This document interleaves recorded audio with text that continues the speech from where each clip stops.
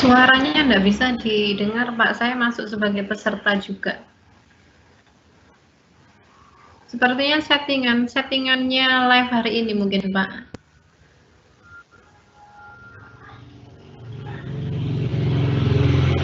Coba Pak Andri ada untuk backup, Pak, barangkali bisa, Pak.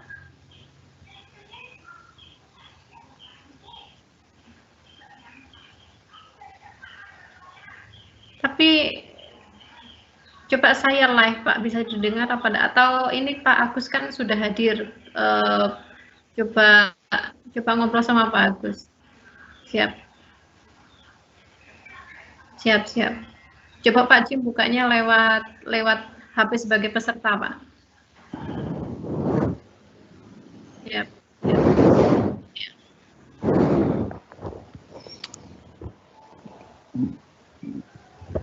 Hai Bu Hani. Siap. Selamat siang, Assalamualaikum warahmatullahi wabarakatuh. Bapak Ibu peserta Diklat Merdeka Belajar. Hari ini masih di topik yang keempat. Topik keempat kita masih membahas seputar RPP begitu. Akan tetapi hari ini fokus kita pada di penilaiannya. Di sini sudah hadir Bapak narasumber kita juga, ada Pak Agus Sampurno. Selamat siang Pak Agus. Selamat siang Bu Hani, bisa dengar saya? Sebelum ya bisa terhubung Pak Agus? Bisa, ada suaranya? Siap. Oke. Sudah siap Bapak Nge? Sudah. Sebelum kita masuk, teman-teman biar menyapa dulu. Di sini sudah hadir Ibu Safa Atim, SDN Sukorejo 1 Pasuruan, kemudian Ibu Yenik Sukowati, Pelandi 2 Jombang, ada Ibu Kartika Triwahyuningrum dari SD Negeri Cukir 1 Diwa. Pak Agus masih pakai masker? Ya,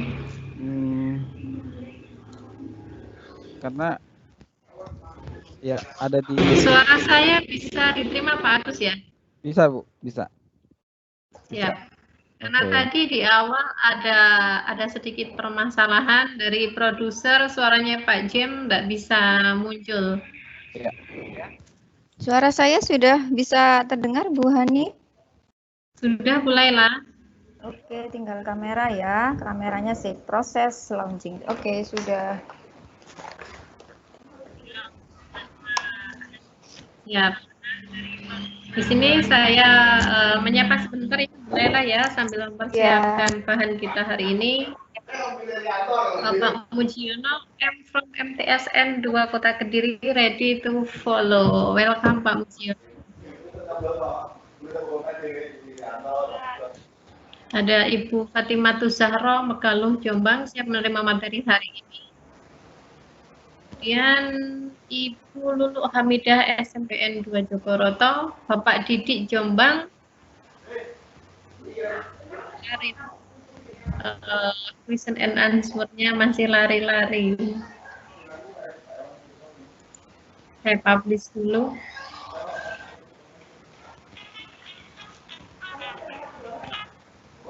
Gimana, Pak? Suaranya Bu Hani keluar ya, Pak? Kenapa suara saya kenapa? Suara Bu Hani di Teams itu dia ngomong keluar nggak suaranya? Keluar. Keluar. Ibu Sri Haryani SDN Iya, Jabar keluar, Jombang sudah hadir. Keluar. Suaranya Pak James juga nggak masuk ya? Ibu Sri Haryani Jabar 1 hadir. Ini Ibu Sri Muria Sri siapa tadi Haryaninya menulis berulang-ulang. Dari Pasuruan Ibu Haris Indrianti. Kemudian sebentar.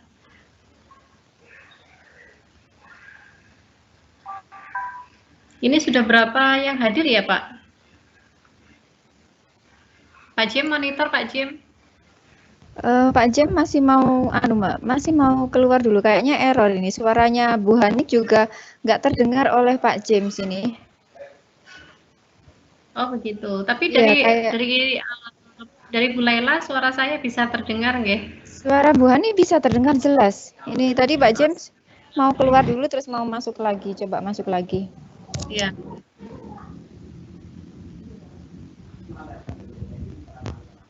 Sebentar Bu Laila ya. Sebentar mungkin live-nya bisa diarahkan ke Bu Laila terlebih dahulu. Baik, saya sambil nyapa teman-teman dulu ya Bu Hani ya. Oke, selamat siang Bapak Ibu guru hebat semuanya, peserta Diklat Merdeka Belajar Ya, Bu. PGRI Smart Learning and Character Center Jawa Timur. Senang sekali ya. Siang hari ini saya bisa berjumpa lagi dengan Bapak Ibu guru hebat semuanya. Walaupun perjumpaan kita masih secara virtual, tapi kita akan belajar bersama-sama selama kurang lebih 90 menit ke depan. Nah, kita masih akan ditemani oleh Bapak narasumber kita, Bapak Agus Sampurno. Nah, teman-teman, hari ini nanti selama 90 menit kurang lebih ya, kita akan belajar mengenai materi terakhir dalam topik kita, yaitu topik keempat ya. Materi terakhirnya yaitu mengenai penilaian formatif digital. Nah, jika kita mengingat lagi materi kita yang pertama, yaitu RPP Merdeka Belajar ya Bapak Ibu ya.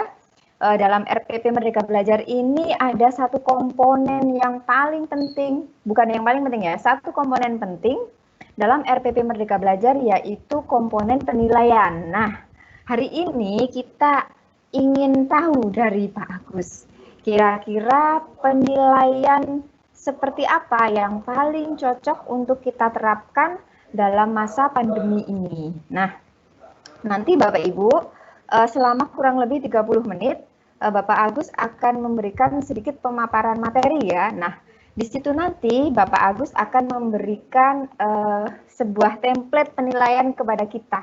Nah, nanti Bapak Ibu akan dipersilahkan untuk mencoba terlebih dahulu templatenya. Setelah itu baru kita akan membahas secara bersama-sama. Nah, nanti dipersilahkan bagi Bapak Ibu untuk menuliskan pertanyaan-pertanyaan setelah kita akan bereksplorasi dengan template yang diberikan oleh Pak Agus. Nah, saya kira tidak perlu lebih panjang lagi ya saya berbicara. Selanjutnya akan saya serahkan kepada Pak Agus selaku narasumber kita hari ini. Bagaimana Pak Agus, sudah siap? Terima kasih Bu Laila. Oke, waktu dan tempat kami persilahkan. Terdengar ya? Iya. Oke, mohon izin Pak James dan moderator. Senang bisa berdiskusi dengan Bapak Ibu sekalian. tentang penilaian nih. Sebuah hal yang tadi sudah dibahas sedikit oleh Bu Laila. Sebagai seorang guru, ada dua hal yang membedakan dari guru profesional dan guru biasa saja. Guru profesional adalah guru yang kemudian mau berefleksi dan bersedia mengambil pelajaran atau mengambil manfaat atau mengambil atau berefleksi dari pekerjaan yang dilakukannya. Sebagai seorang profesional, tidak lain tidak bukan guru diharapkan mampu belajar dari kesalahan, bukan hanya bersedia atau mempersiapkan keberhasilan mengenai kegagalan atau turun naiknya dalam pembelajaran itu juga perlu dilakukan oleh seorang guru. Nah, penilaian membuat seorang guru itu mahir dalam merencanakan, mahir dalam mendesain, dan yang terpenting memastikan bahwa ia adalah sosok yang subjektif, bersedia kemudian belajar bahkan dari siswanya, bukan hanya dari pengalaman saja, dan semangat dalam menelaah hal-hal yang baru. Nah, saya bisa menyebutkan di sini misalnya jika seseorang kemudian mengalami kegagalan, maka kata orang kalau dia 2 kali gagal ya, maka dia harus bangkit 3 atau 4 kali, jadi lebih dari situ.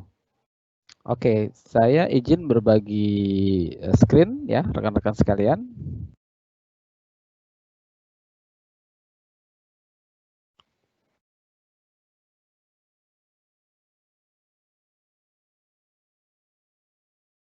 Sudah terlihat Bapak Ibu? Bu Laila sudah terlihat? Ya. Sudah. Jadi ini adalah seperti siklus yang terus-menerus hidup dan terus-menerus menjadi hal yang harus kita ingat bersama teman-teman. Dikarenakan dalam menilai siswa, kita punya aspek-aspek yang disebut sebagai perencanaan, kemudian pelaporan, pelaksanaan, dan penilaian. Dan siklus inilah yang kemudian membuat seorang guru itu menjadi sosok yang bertumbuh. Saya ulangi, sosok yang bertumbuh. Kegagalan terbesar dari seorang guru ketika ia merasa bahwa masa tugasnya yang banyak itu menjamin dirinya menjadi seseorang yang ahli. Saya ulangi, belum tentu orang yang masa tugasnya banyak itu adalah seorang yang ahli. Nah, yang terjadi adalah misalnya seseorang 10 tahun punya masa mengajar. Maka yang ia lakukan adalah 1 tahun dia mengulang, 1 tahun kemudian 1 tahun masa bekerja dia ulang 10 kali. Berbeda dengan guru yang bertumbuh, dia akan terus bertumbuh setahun, 2 tahun, 3 tahun, 4 tahun, dan pada tahun ke-10 dia akan menjadi sosok yang sangat-sangat berbeda, profesional, serta pandai melakukan perencanaan, pelaksanaan, penilaian, dan pelaporan. Yang Bu Laila sampaikan kemarin itu adalah di bagian perencanaan. Sementara di bagian pelaksanaan, kita kemarin sudah berdiskusi sedikit lewat Padlet dan Mentimeter. Pelaksanaan seperti apa ini di zaman yang namanya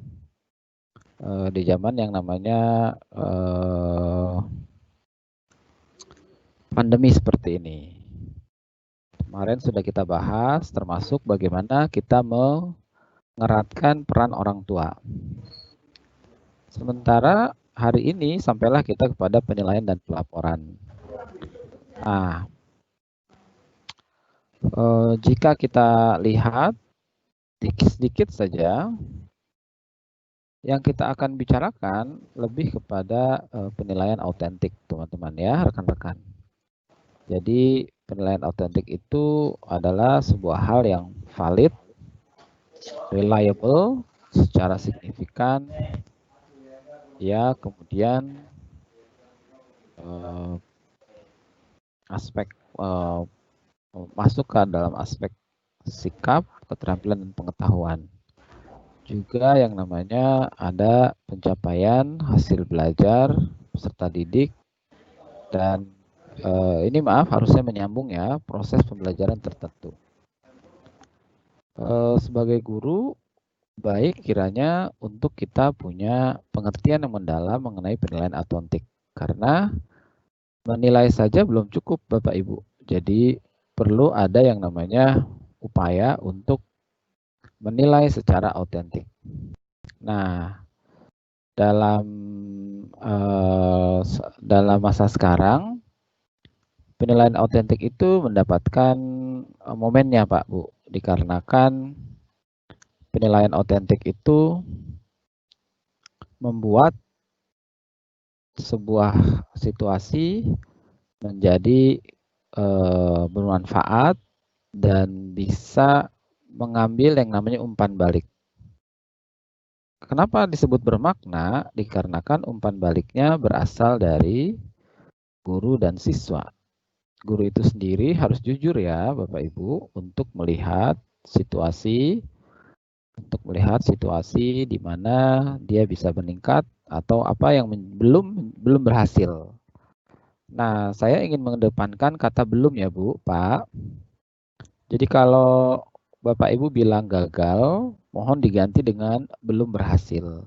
Kalau Bapak Ibu misalnya mau ingin menerapkan tapi kemudian terjadi kendala di lapangan, sampaikan saja belum terlaksana dengan baik.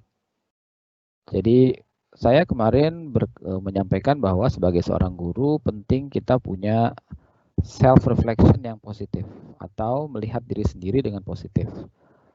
Termasuk dalam penilaian autentik ini, kita semua diminta untuk mengubah mindset kita dalam menilai siswa. Bukan apa yang menjadi kesalahan siswa, tapi apa yang bisa saya bantu buat siswa. Itu dua hal yang berbeda ya Bapak Ibu. Ketika kita sampaikan bahwa yang kita pikirkan pada saat menilai siswa adalah mencari kesalahan atau mencari kelemahan, maka kita lupa bahwa bisa saja kesalahan dan kelemahan itu datangnya dari kita sendiri sebagai seorang guru. Atau karena kita tidak mampu dalam menjelaskan atau kita kurang dalam menjelaskan. Terkait dengan pandemi ini, kita semua ditantang untuk menjadi guru yang pengertian sekaligus memikirkan situasi siswa, saat yang sama menjalankan yang penting-penting dalam pembelajaran kepada siswa kita. Dengan demikian, sebagai seorang guru, kita semua menjadi sosok yang pertama bisa merencanakan, kemudian bisa melaksanakan atau bisa melakukan proses dengan baik, dan terakhir bisa menilai dengan autentik. Ya, dalam masa pandemi ini misalnya, untuk ranah sikap, keterampilan, dan pengetahuan, itu memang perlu yang namanya strategi-strategi. Jadi saya akan berikan nanti, namun terlebih dahulu kita harus masuk ke yang namanya penilaian formatif dan sumatif ya Bapak Ibu. Nanti akan saya jelaskan. Kita masuk ke sini dulu. Ya, maaf tidak bisa di-enter. Oke. Ya, saya akan sharing kembali. Iya. Oke. Yang kedua yang ini, ya. Bu Lela sudah melihat? Pak, ya sudah terlihat ya, tujuan penilaian ya. Sip. Ia menggambarkan peningkatan hasil belajar siswa. Kemudian melihat apakah target pembelajaran tercapai. Kemudian ia melihat pemahaman siswa dan mendorong kemampuan belajar atau hasil refleksi kinerja siswa sendiri. Lalu kemudian menilai apa yang diserap dan menentukan kebutuhan siswa.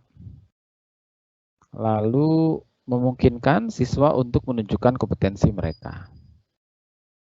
Kemudian memonitor proses belajar siswa dan berefleksi tentang bagaimana sebagai guru kita sudah efektif. Jadi penting bagi kita rekan-rekan sekalian untuk selalu menyampaikan kepada diri kita sejauh mana kontribusi saya sebagai guru dalam situasi ini. Saya ulangi, sejauh mana kontribusi guru dalam situasi ini. Ketika anak tidak mengerti, segera ambil tanggung jawab. Di titik mana saya bisa membantu, itu pertama. Yang kedua, di titik apa, sejauh mana kontribusi saya terhadap situasi ini. Apakah saya kurang jelas, seperti tadi saya sudah sampaikan. Apakah saya menjadi sosok yang menjelaskannya itu dengan terburu-buru. Dan sederet pertanyaan lainnya yang membuat guru itu bersedia menerima umpan balik dan terus-menerus meningkatkan diri. Ya, lanjut. Nah, dalam menilai siswa saat pandemi, ini penting nih Bu, Pak. Pertama, dapatkah siswa Anda menyelesaikan tes, tugas, atau portofolio tanpa bantuan anggota keluarga lainnya? Nah, kemarin kita sudah berbicara ya, ada tugas-tugas memang yang kita sengaja agar ada keterlibatan orang tua di dalamnya. Itu juga harus berhati-hati sekali dan kita menempatkan diri sebagai orang dewasa. Atau orang dewasa atau orang tua yang kemudian membantu anaknya. Di titik mana bantuan itu menjadi suportif atau malah mencederai hasil karya siswa. Karena anak umur 10 tahun misalnya atau anak usia SMP itu pasti karyanya kita tahu. Kalau sudah terlalu bagus, itu pasti kita lihat bahwa aspek support dari orang tua terlalu besar. Sebuah penugasan yang menarik, sebuah penugasan yang baik, Bapak Ibu sekalian, itu punya aspek support yang pas, dan sebaik-baiknya support adalah diskusi. Ingat Bapak Ibu ketika menyusun tesis atau menyusun disertasi atau menyusun skripsi, dosen kita itu tidak menempatkan diri sebagai orang yang membuatkan atau orang yang kemudian membantu sedemikian rupa, tapi mereka sebagai konsultan. Begitu juga aspek support yang sebaik-baiknya bagi anak-anak kita. Mereka berwujud pada konsultasi, diskusi, dan umpan balik dari orang-orang terdekat mereka. Nah, kalau dibilang apakah itu cukup merekatkan sebuah keluarga? Cukup Bapak Ibu, cukup sekali dikarenakan orang tua menjadi sosok yang bangga ketika turut andil dalam penyelesaiannya. Bukan andil dalam mengerjakan, tapi andil dalam pendapat. Langkah kedua adalah aspek pemahaman nih. Nah, ini Bu Laila yang penting sekali Bu. Apakah saya menyediakan waktu yang cukup agar siswa saya bisa bertanya sebelum mereka menyelesaikan tugas atau tes dari guru. Nah, ini penting nih. Apakah saya menyediakan waktu yang cukup agar siswa saya bisa bertanya sebelum mereka menyelesaikan tugas atau tes dari guru. Banyak sekali penugasan yang berujung pada kegagalan, ketidakpuasan dari guru itu sendiri. Bukan karena anak tidak bisa ya, teman-teman. Namun lebih kepada kegagalan guru dalam memberikan waktu bagi murid untuk berintrospeksi, untuk melihat atau berefleksi dari tugas yang diberikan. Memang ada kaidah waktu di sini. Lalu berapa lama Pak memastikan mereka mengerti? Pertama screeningnya itu rekan-rekan sekalian dari kita sendiri. Kita mesti menjadi sosok yang berada pada sudut pandang dari siswa kita. Dan yang terakhir adalah apakah tugas tes yang saya berikan sudah mewakili kebutuhan siswa kita ya. Saya tadi ada foto, cuma belum sempat saya masukkan. Nah, setelah ini akan saya masukkan rekan-rekan. Intinya, apakah sebagai seorang guru, kita sudah cocok untuk menjadi seorang yang memberikan penugasan dengan tepat. Ya, bolehlah kita ngobrol sedikit nih, bolehlah nih. Pengalaman Iya, Ibu sendiri bagaimana pada saat menilai? Silahkan. baik, kalau pengalaman saya ketika melakukan penilaian ya Pak ya, penilaian ketika masa pandemi seperti kemarin sudah pernah saya sampaikan. Ketika masa pandemi ini entah itu karena saya kurang mempertimbangkan apakah tugas yang saya berikan ini sudah cukup waktunya atau mungkin cukup berat nggak sih untuk siswa saya. Nah, akhirnya beberapa siswa yang apabila pembelajaran secara normal itu tanpa kesulitan mengerjakan soal, tetapi ketika pembelajaran masa pandemi itu nilainya langsung melonjak drastis Pak Agus ya. Nah, akhirnya kan muncul indikasi-indikasi bisa jadi kalau tugas-tugas yang saya berikan atau soal-soal yang saya berikan ini bisa jadi justru dikerjakan oleh mungkin kakaknya atau orang tuanya seperti itu. Jadi 3 hal yang sempat disampaikan Pak Agus sebelumnya ini saya kira memang perlu sekali saya lakukan dan saya renungkan sebelum saya melakukan penilaian seperti itu, Pak. Ya, betul ya Bu. Jadi ini juga yang saya akui bahwa dan itu wajar sekali Bu, semua orang mengalami. Dan jika kita sebagai guru itu sudah berusaha mengakui di awal bahwa ada yang ingin ditingkatkan, maka kita akan menjadi sosok yang kemudian reflektif Bu. Reflektif, ujung dari reflektif adalah mumpuni Bu. Nah, itu Ibu lebih tahu ya arti kata mumpuni. Jadi mumpuni itu dia bukan tipe sosok yang sombong Bu, tapi sosok yang kemudian kalau dia misalnya umurnya banyak ya, guru senior, dia akan sangat menyayangi yang junior karena dia tahu betapa sulitnya menjadi di awal-awal sebagai guru ya. Ketika dia bertemu yang setara, maka dia akan mengosongkan gelasnya untuk kemudian belajar dari orang lain. Mumpuni berarti profesional, Bu, dan profesional itu berarti dia bersedia meningkatkan diri, belajar dari kegagalan, dan yang terpenting mau memastikan bahwa anak-anaknya bisa menerima materinya dengan efektif. Lanjut, Ibu, ada yang mau disampaikan? Boleh kita interaktif dulu sebelum saya masuk ke materi ke langkah yang lain. Silahkan, Bu.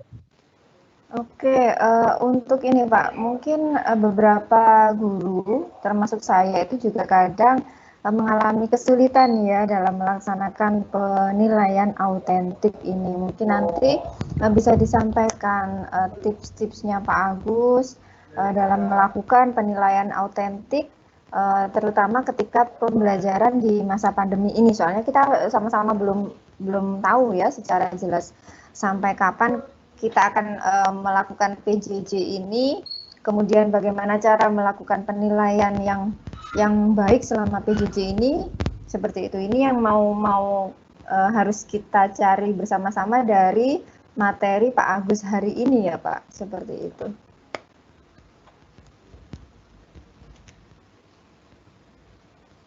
Suara Pak Agus masih di mute kayaknya Pak Agus. Ibu tahu dari mana kalau saya di mute, Bu? Itu tadi cuma mulutnya aja Pak yang gerak-gerak, tapi suaranya tidak ada. Betul. Nah, jadi gini Bu, saya ada artikel yang menarik nih. Ada artikel menarik ya. Mari kita diskusikan bersama. Ibu bilang ya kalau sudah melihat layar saya. Sudah melihat layar saya? Rethinking assessment for remote learning. Ya, oke. Oke.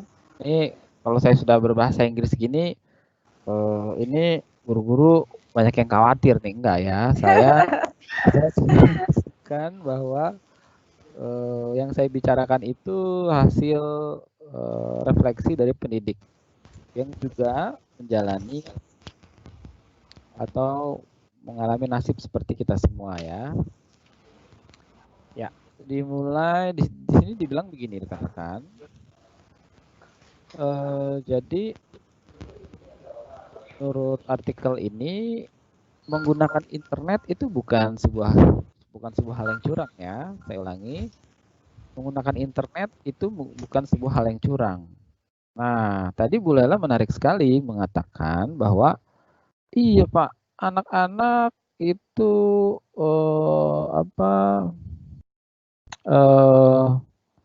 langsung melonjak Pak, langsung melonjak angkanya ketika dia pembelajaran jarak jauh. Beda dengan pembelajaran tatap muka.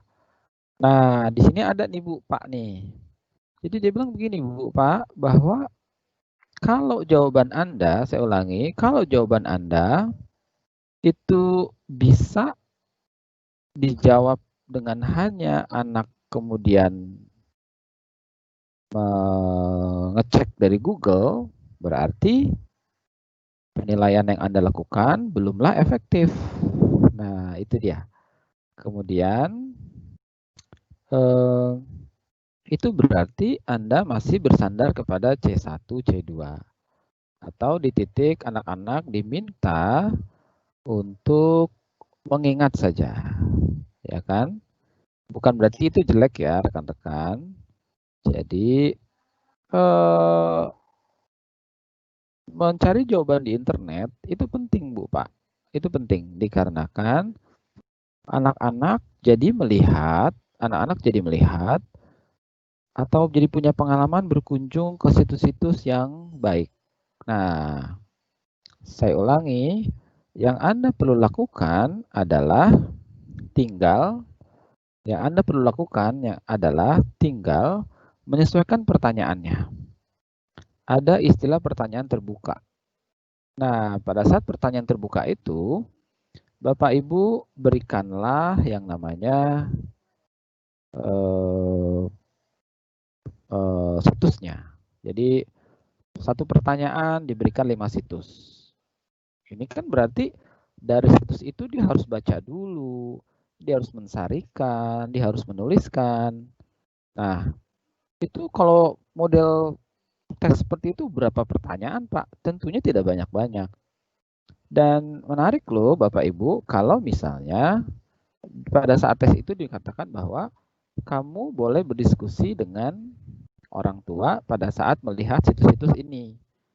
Nah, situs ini jangan anak kemudian mau pergi sendiri Bu, Pak, mencari sendiri, jangan. Tapi Bapak Ibu yang memilihkan buat mereka.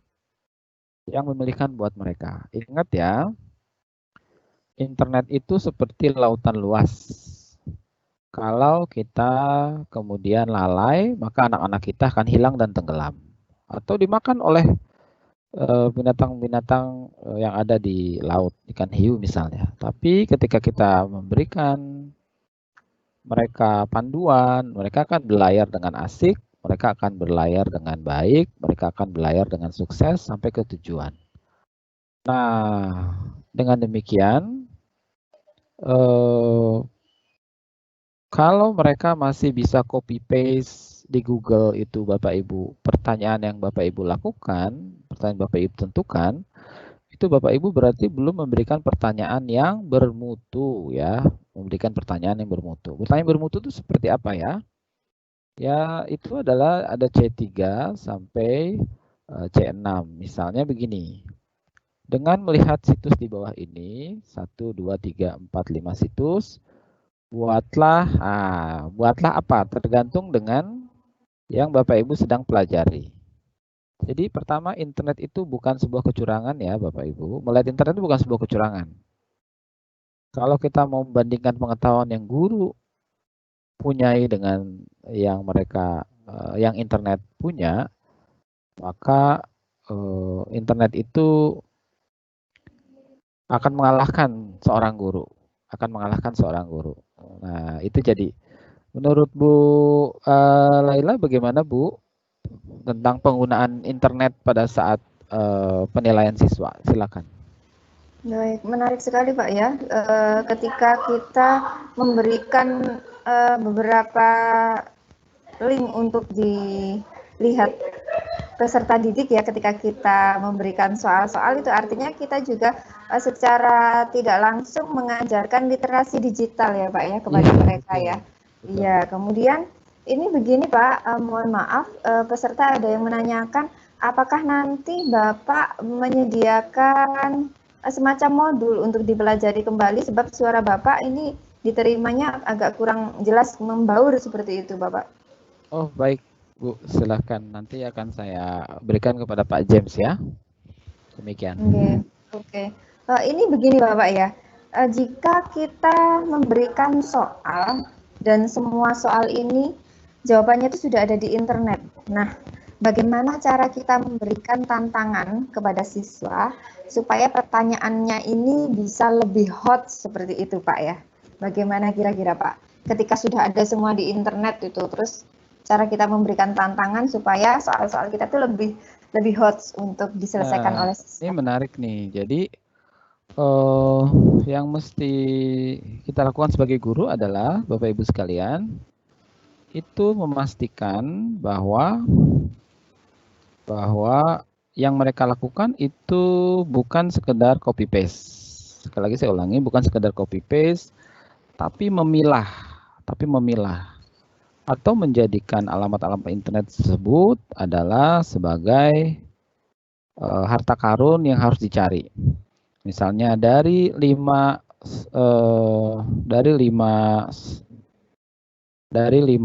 situs ini atau dari 3 situs ini, pilih foto yang menurutmu paling menarik.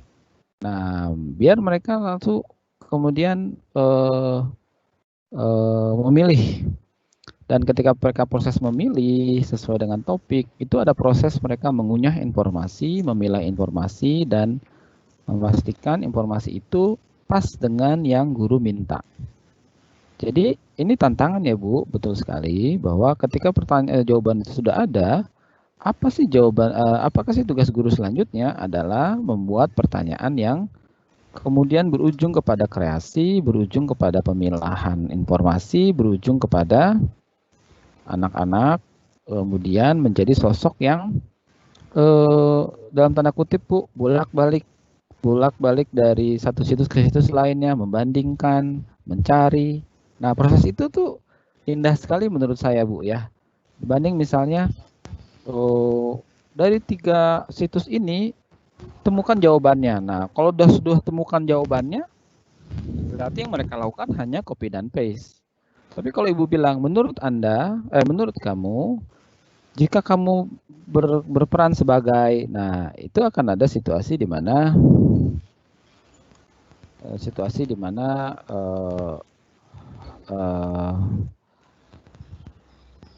anak-anak itu menjadi sosok yang punya kemampuan literasi pada akhirnya. Demikian Bu Laila. Oke, baik, menarik sekali. Jadi link-link yang kita berikan kepada peserta, link dari internet, itu bukan dengan tujuan siswa hanya sekedar copy paste, kemudian mencari jawaban dari link-link tersebut, tapi lebih pada analisa mungkin Pak ya, begitu ya?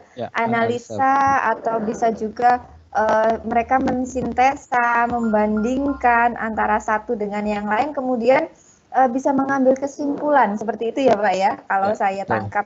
Betul. Oke. Nah, satu lagi saya tambahkan Bu, test is not a dirty word. Jadi tes itu bukan hal yang jelek loh. Nah, tapi di mana-mana kalau kebanyakan jadi nggak enak juga. Kalau kita ketemu anak-anak yang PJJ ya, atau belajar dari rumah, atau pembelajaran jarak jauh, pasti jawabannya, bagaimana perasaanmu mengenai pembelajaran jarak jauh atau belajar dari rumah? Tes terus Pak di Google Form, nah, atau tes terus Pak di Google Quiz. Nah, sebenarnya tidak apa-apa, asal guru percaya diri dan tidak menjadikan itu sebagai tujuan akhir. Jadi selalu katakan kepada anak-anak, ya Bu ya, Bapak Ibu sekalian, selalu katakan kepada anak-anak bahwa saya ingin mengetahui seberapa efektifnya saya mengajar kalian. Tes ini bukan untuk melihat kelemahan kalian. Jadi seberapa efektifnya saya sebagai pengajar, itu saya akan berkaca dari tes ini. Jadi kamu kerjakanlah yang baik biar saya punya waktu untuk meningkatkan diri atau punya umpan balik untuk meningkatkan diri. Hal ini jauh lebih profesional, jauh lebih bermakna, dan anak-anak secara tidak sadar melihat bahwa guru-gurunya pun masih menjadi sosok yang masih suka belajar, masih senang meningkatkan diri, dan punya kemampuan belajar dari kesalahan, bahkan sebuah hal yang kayaknya sekarang udah jarang deh ya. Nah, mari kita contohkan di kehidupan kita saat ini untuk kemudian kita menjadi sosok yang positif di mata anak-anak. Nah, karena kan biasanya guru itu memberikan tes semata hanya memberikan tes saja, Bu. Jadi dia tidak yang namanya punya kemampuan untuk mengatakan hal yang tadi, bahwa yang saya lakukan untuk mengukur seberapa efektifnya saya. Demikian Bu Lela. Oke, baik. Menarik sekali Bapak ya. Oke, mungkin bisa dilanjutkan lagi. Ini tadi sambil ada pertanyaan dari peserta, saya masih nyari-nyari terus, Pak. Silakan dilanjutkan dulu. Silakan Ibu dimunculkan jika ada pertanyaan. Oke. Oke. Nah, yang mesti dimiliki oleh guru adalah diskusi adalah percakapan, teman-teman. Jadi saya tidak tahu berapa jumlah murid dalam kelas Anda, rekan-rekan sekalian. Namun dalam pembelajaran belajar dari rumah dalam 2 minggu ini, per 2 minggu Bapak Ibu sekalian, layak bagi Bapak Ibu untuk punya jadwal. Saya ulangi, layak bagi Bapak Ibu untuk punya jadwal. Untuk syukur-syukur Bapak Ibu dalam 1 bulan, Bapak Ibu tuh pernah satu apa istilahnya, ngobrol langsung dengan anak tersebut. Saya ulangi, ngobrol langsung dengan anak tersebut satu persatu. Nah, kalau misalnya 30 anak itu kan pasti dalam sebulan ya, satu anak itu pernah. Yang penting mereka tahu bahwa pertama gurunya peduli, gurunya ingin tahu pengalaman, dan memang nggak apa-apa juga kalau ujung-ujungnya ada tes. Tesnya tes lisan misalnya. Nah, jadi sebuah hal yang menarik Bapak Ibu sekalian untuk punya, untuk menyempatkan diri punya kesempatan berdiskusi langsung dengan anak-anak. Nah, diaturlah silahkan jadwalnya, dan jadwal itulah yang kemudian mengeratkan kita terhadap anak-anak. Kemarin ada pertanyaan, Pak, ini bagaimana anak-anak makin bosan dan lain sebagainya.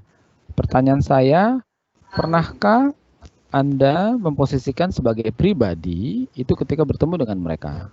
Pribadi dan pribadi ya, itu berarti ya kalau di kelas kecil berarti orang tua dan anaknya, itu ngobrol langsung. Kalau di kelas besar ya anaknya, murid dengan guru. Nah, tinggal diinikan saja, tinggal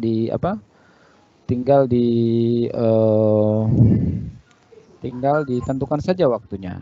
Karena ketika jadwal itu keluar, misalnya, oh saya tanggal segini nih mau diajak video conference langsung sama, mau lewat WhatsApp, mau lewat Zoom dan lain sebagainya, itu bisa. Tapi dia akan mempersiapkan diri, rekan-rekan.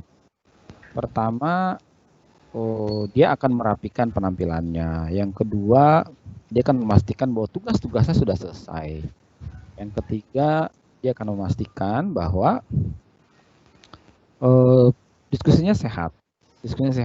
Dan itu juga sebagai alat untuk mengukur seberapa amankah anak-anak kita di rumahnya masing-masing. Ketika ada anak kemudian menolak, atau ketika anak tidak hidup kameranya, atau tidak bisa ditelepon, atau tidak bisa dihubungi padahal sudah dapat jadwal, itu menjadi sinyal bahaya bagi kita. Dan kalau BK di tempat Anda berfungsi dengan baik, bimbingan konseling rekan-rekan, itu bisa langsung lapor ke mereka untuk kemudian dilakukan tindak lanjut oleh tim bimbingan konseling. Nah, yang terakhir adalah otentik, Bu. Otentik itu, penilaian otentik itu artinya kekinian. Dan ini saya tahu sudah banyak ya dilakukan ya oleh teman-teman sekalian. Contextual learning misalnya. Jadi kalau IPS itu menyelidiki virus corona dengan situasi sosial. Sains misalnya, menyelidiki anatomi dari virus. Matematika misalnya, kita belajar kembali mengenai visualisasi data dan interpretasi. Dalam hal history misalnya, atau sejarah, kita mencari tahu tuh bagaimana sejarah sebuah krisis atau penyakit menular. Pembelajaran bahasa Inggris, bagaimana melihat berita-berita bohong atau hoax ya dalam situasi.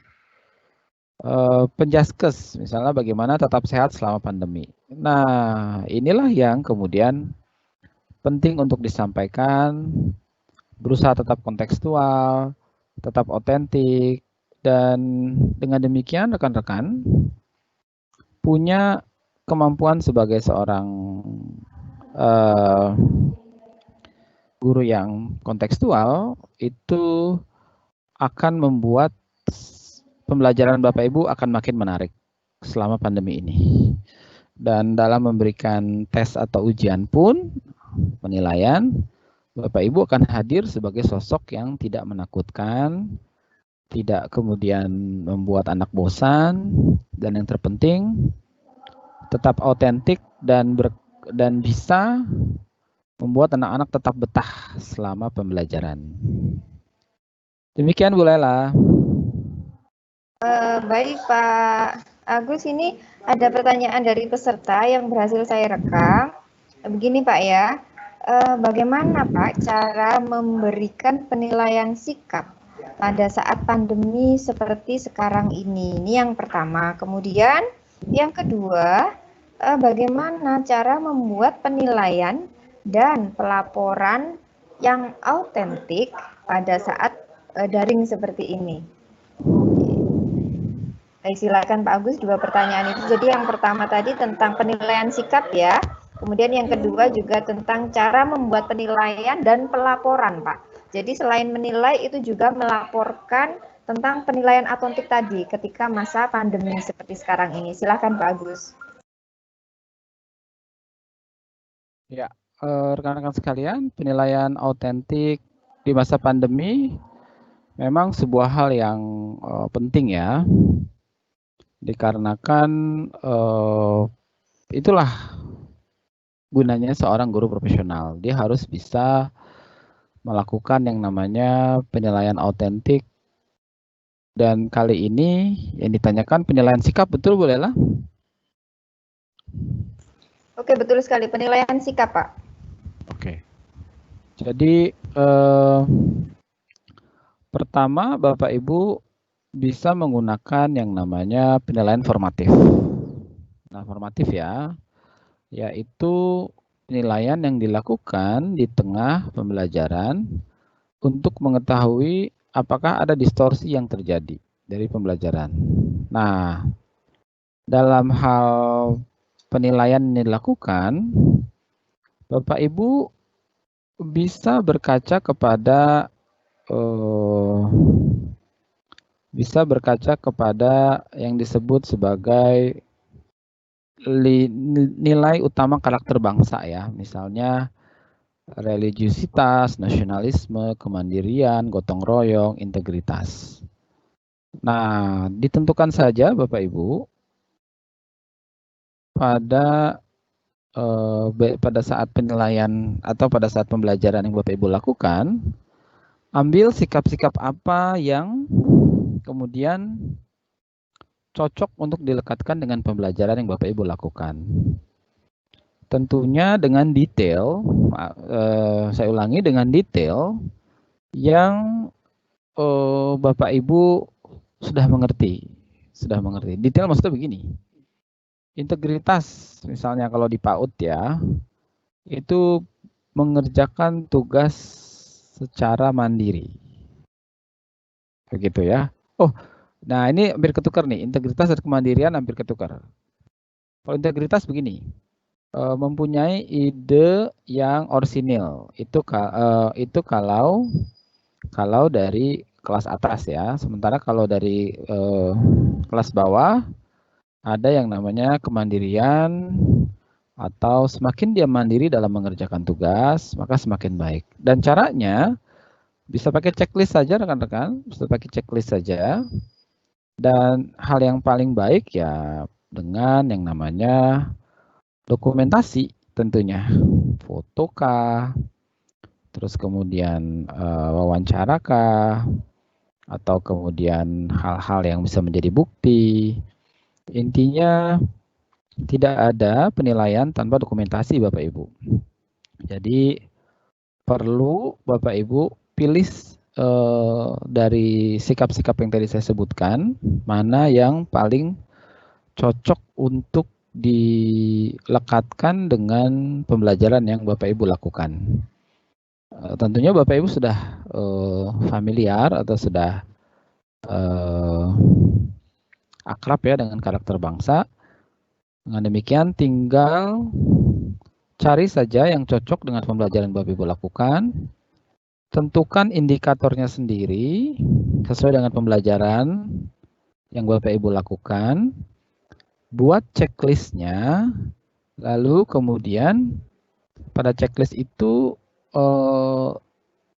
diberikan yang namanya tanda keterangan informasi, misalnya buktinya berupa apa, foto kah, video kah, dan lain sebagainya. Demikian Bu Lela. Kedua tadi apa? Oke, baik Pak. Yang kedua tadi mengenai bagaimana cara bagaimana cara membuat penilaian dan pelaporan yang autentik. Jadi selain menilai itu juga melaporkan. Ya, penilaian yang autentik rekan-rekan sekalian tidak lain tidak bukan kalau di zaman situasi seperti ini itu memang mau tidak mau hanya portofolio Pak, Bu, hanya portofolio. Nah, portofolio itu bisa direkatkan tadi rekan-rekan ke dalam yang namanya Padlet misalnya, ke dalam yang namanya situs-situs lain yang sifatnya bisa diakses. Nah, jadi ketika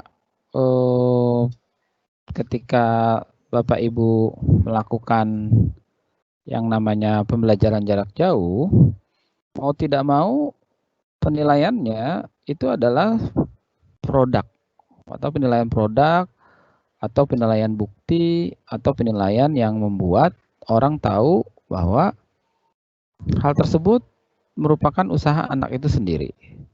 Hal tersebut adalah hal yang dilakukan oleh anak-anak kita. Nah, dalam penilaian juga penting yang namanya komentar dari siswa, Bu, Pak. Ingat loh, anak-anak TK pun itu sudah bisa memberikan komentar dia sendiri. Misalnya dia sedang menyapu halaman. Minta ia sebagai murid untuk menyampaikan apa perasaanmu ketika sedang menyapu atau membantu orang tua. Jadi kalau Bapak Ibu bertanya, template report atau bagaimana melaporkan pekerjaan siswa pada masa pandemi ini, yang paling cocok ada portofolio secara online. Nah, ini dia nih, ada beberapa variabel di sini.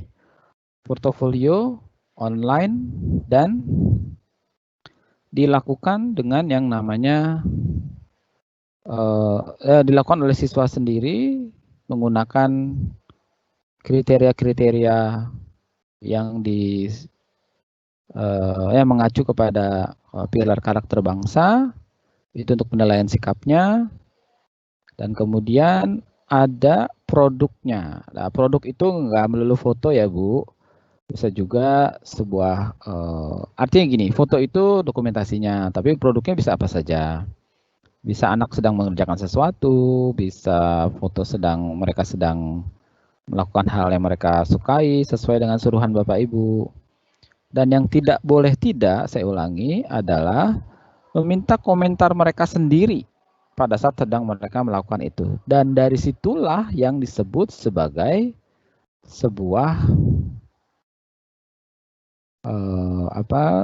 pelaporan yang efektif untuk pembelajaran tipe seperti ini. Jadi ada jadi temanya, jadi bentuknya Bapak Ibu, saya ulangi, adalah portofolio online, dan online kan tidak harus pakai Padlet Pak. Bapak Ibu bisa saja yang namanya pakai fotonya Bapak Ibu rangkum menjadi sebuah PDF, kemudian diedarkan menjadi yang namanya lembaran yang kemudian bisa masuk ke WhatsApp lewat PDF. Syukur-syukur bisa lewat Padlet, kemarin kita sudah belajar, dan itulah gunanya Padlet Bapak Ibu, untuk membuat portofolio itu bisa dilihat oleh siapa saja. Lalu kemudian Bapak Ibu bisa memberikan yang namanya kesempatan bagi anak-anak berkomentar terhadap karyanya sendiri. Kita kalau anak-anak belum punya ide bisa pakai kata-kata misalnya, apa yang masih perlu saya tingkatkan, titik. Menurut saya pada saat mengerjakan ini, hal yang bagus dari saya adalah, nah, jadi pakai dua kata pancingan itu anak-anak pasti senang Bu. Jangan asal menyuruh ya kalau ke anak-anak. Anak-anak ayo berikan komentarmu. Kalau kita begitu yang keluar adalah senang. Apalagi saya merasa bahagia untuk mengerjakan ini. Dah itu aja supaya cepat ya. Tapi kalau kita bagus pancing gitu aja ya Pak ya. Nanti gara-gara dia sering lihat poster kampanye pilgub pilkada, dia bilang lanjutkan kata dia gitu ya. Wah, jangan ya. Baik, Bu Laila. Pak Agus, ini nanti Pak Agus jadi memberikan template untuk dicoba oleh peserta, atau kita mau pemaparan lagi? Ya, saya akan utak-atik dulu Bu, karena ada pertanyaan tadi yang menurut saya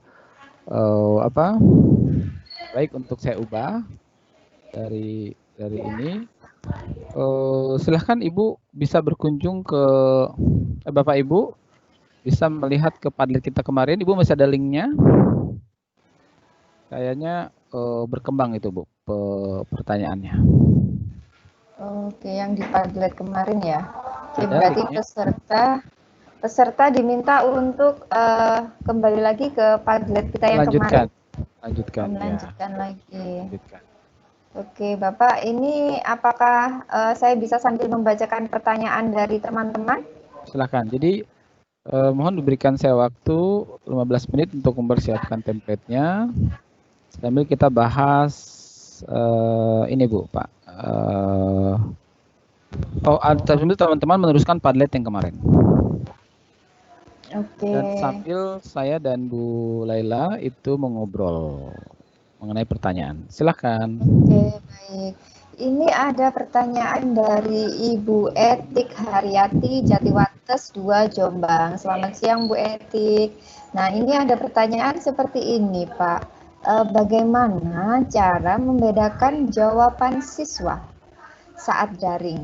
Bahwa itu adalah jawaban dia sendiri atau jawaban keroyokan ya, keroyokan baik orang tua maupun saudara maupun teman-temannya. Nah, hal itu untuk mengetahui kemampuan perorangan. Nah, ini jadi cara supaya kita tahu ini nih jawaban sendiri apa jawaban rame-rame begitu. Dari Bu Etik, Pak, silahkan.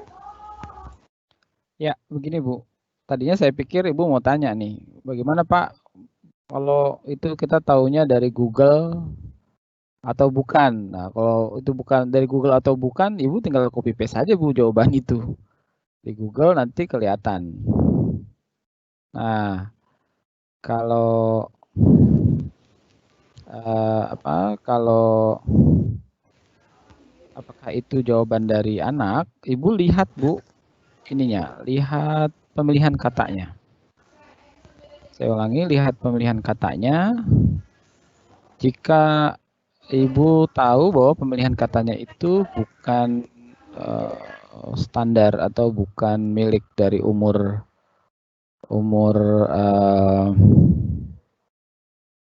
siswa Bapak dan Ibu, maka ya Bapak Ibu layak untuk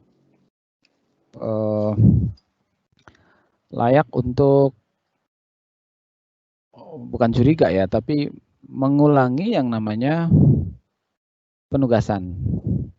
Atau sekalian saja sebenarnya Bu, Pak, untuk membuat sebuah kegiatan di mana mereka harus mewawancarai orang dewasa di sekitar mereka. Nah, saya bilang tadi Bu, dalam membuat penilaian itu tidak bisa dihindari keterkaitan orang dewasa, bahkan keterkaitan Google dalam hal ini tadi saya sudah bilang. Yang bisa kita lakukan adalah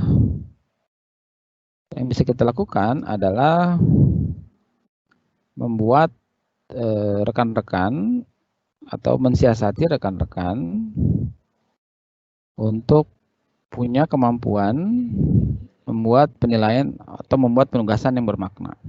Demikian Bu.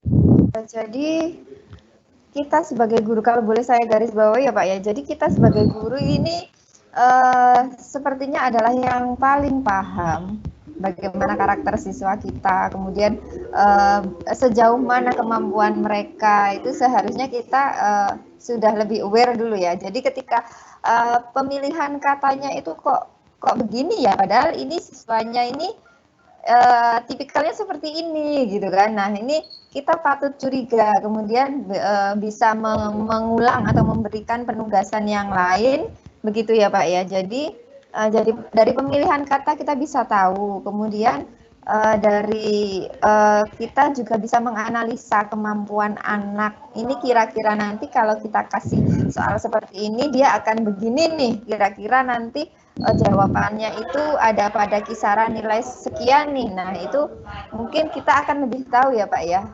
Jadi tidak sampai bingung ini jawaban siswa sendiri apa jawaban rame-rame gitu ya Pak ya. Ya, tadi saya juga berikan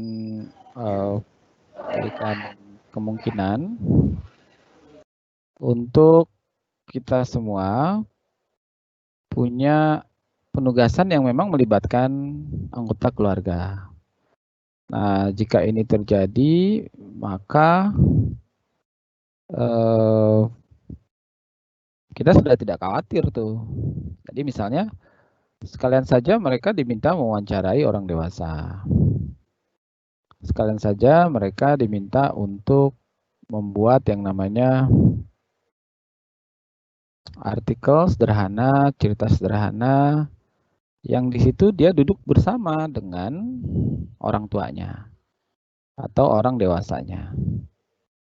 Jadi kalau itu terjadi, maka kita tidak khawatir lagi, Bu. Dan sebenarnya justru kita khawatirnya bukan pada keterlibatan dari orang dewasa dalam pengerjaan ya. Justru yang kita khawatirkan anak-anak yang tanpa dukungan, Bu, saya ulangi, yang tanpa dukungan. Atau dia kemudian mengerjakan pekerjaan itu dengan sangat minim. Nah, itu justru kita harus bantu.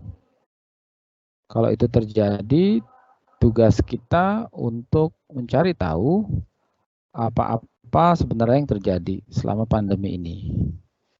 Dan itu jauh lebih berharga Bapak Ibu dibanding misi kita membelajarkan siswa. Jadi yang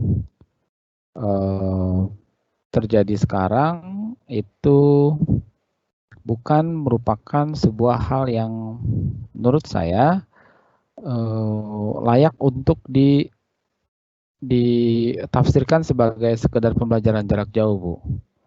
Ada banyak hal di balik situasi yang terjadi. Ya.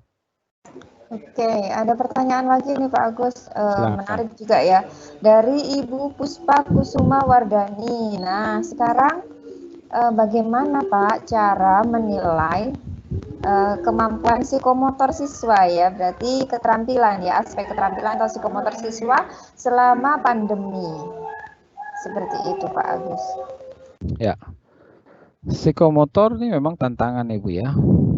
Dan satu hal yang menolong adalah dengan memvideokan ketika anak melakukan. Saya ulangi, harus ada dokumentasi ketika anak melakukan. Dan di titik itulah guru bisa memberikan yang namanya penguatan.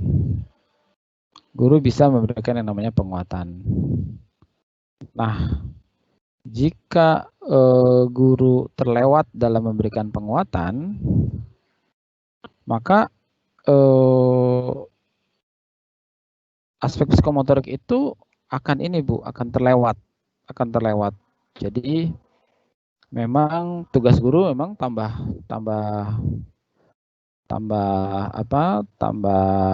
berat lagi nih. Kalau Ibu tahu, Bu Laila, pemain bola ya Bu ya, pelatih bola itu misalnya Bu, pelatih bola itu dia kan tugasnya bukan cuma melatih pemainnya, tapi melihat video pertandingan. Nah, di titik itulah juga yang sedang dilakukan oleh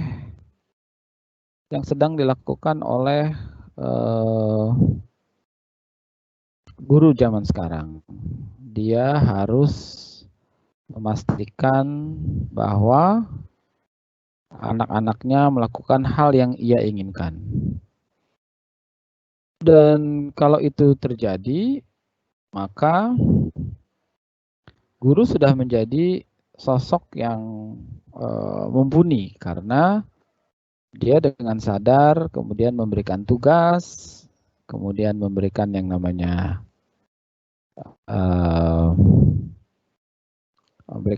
penguatan lewat feedback dan hal-hal lain yang sifatnya memberikan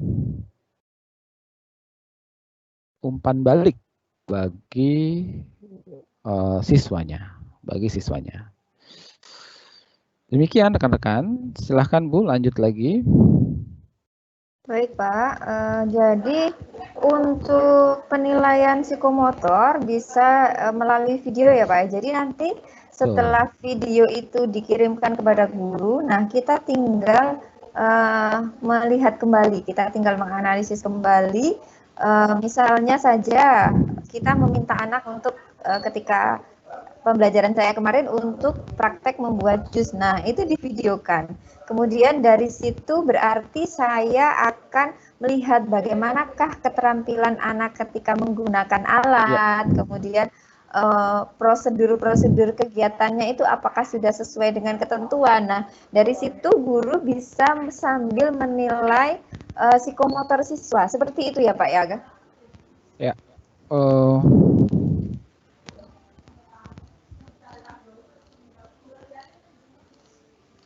ini menarik, Bu. Yang Ibu lakukan adalah kemudian memberikan penugasan yang bermakna dan memberikan yang namanya, atau Ibu kemudian meluangkan waktu untuk meneliti atau melihat hasil pembelajaran yang Ibu lakukan. Nah, pada saat melakukan pada saat RPP itu, rekan-rekan, Bapak Ibu pada saat merencanakan RPP, Bapak Ibu juga harus tahu nih, kira-kira nanti produknya apa, ujungnya bagaimana. Saya kalau menilai itu akan menjadi sosok yang akan menjadi kerjaan sederet pertanyaan lainnya yang kemudian membuat rekan-rekan itu menjadi punya waktu dalam menilai hasil karya, Dan sebagai sosok guru zaman sekarang, rekan-rekan, kita punya yang namanya kemampuan sebenarnya dalam melihat apakah pembelajaran yang kita lakukan itu efektif atau tidak. Nah, lewat yang namanya penilaian formatif, Bu. Nih, ya kita akan masuk ke topik lagi yang lain, Bu. Apakah masih ada pertanyaan? Sebenarnya masih banyak sekali Pak pertanyaan, tapi bisa dilanjutkan ya pada topik berikutnya. Ini Baik, saya lihat pertanyaan. Boleh silakan dilanjutkan Pak Agus. Baik. Saya minta untuk kita berbagi kembali ya. Nah.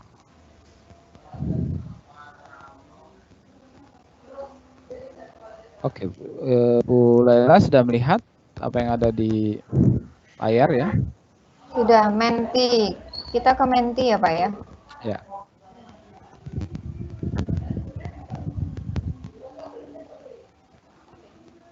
Berikan kriteria pembelajaran jarak jauh menurut Anda. Maaf Bu, saya ubah dulu kalimatnya. Jarak jauh.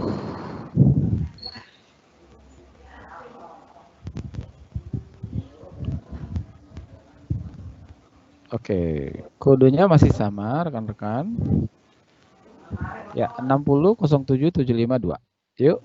Nah, yang sedang Anda lakukan rekan-rekan adalah pembelajaran jarak jauh menggunakan tipe penilaian formatif. Silakan.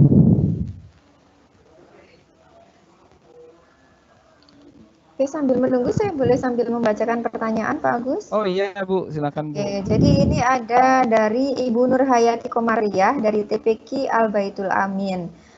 Sedikit curhat ini sepertinya Pak Agus. Saya memiliki seorang putri yang saat ini sekolah di tingkat dasar. Beberapa hari yang lalu baru saja selesai melaksanakan UTS, di mana soalnya diambil ke sekolah kemudian dikerjakan di rumah. Nah, pertanyaannya, di kondisi saat ini benarkah sistem seperti di sekolah putri saya bisa menghasilkan penilaian yang otentik, Pak? Nah, di beberapa sekolah juga menerapkan online seperti mengisi Google Form dan lain sebagainya. Tapi mungkin kasusnya akan sama seperti yang disampaikan, seperti yang saya sampaikan, bahwa nanti yang mengerjakan adalah orang tua. Jadi kira-kira mana yang lebih efektif mungkin Pak ya, dengan mengambil soal ke sekolah kemudian mengerjakannya di rumah, ataukah dengan cara mungkin soalnya dikirimkan melalui Google Form, tapi tidak menutup kemungkinan apabila melalui Google Form yang mengerjakan juga akan orang tua atau hasil kerja keroyokan seperti itu Pak Agus. Ya, menarik Bu. Jadi itulah Bu, ketika kita bukan saya mau agak memilih bahasanya nih. Oh ya, sambil saya mengingatkan teman-teman untuk mengisi ya menti.com-nya. Ya. 6007752. Mudah-mudahan pesertanya masih yang kemarin ya Bu ya. Pesertanya masih tetap Pak, masih tetap Ya. seperti 3 hari ini karena topiknya sama ya 3 hari ini. Baik, mudah-mudahan sudah akrab nih dengan yang namanya menti.com ya. Berikan kriteria pembelajaran jarak jauh yang efektif menurut Anda. Nah, yang sedang kita lakukan adalah praktek pembelajaran formatif, teman-teman. Oke. Baik, kembali ke pertanyaan Ibu. Ibu siapa tadi, Bu, yang bertanya? Dari Ibu siapa tadi ya Pak ya? Lupa saya. Ini di atas. Dari Ibu Nur Hayati Komariah. Ini guru TK kayaknya ya. Ya. Memang Bu, dalam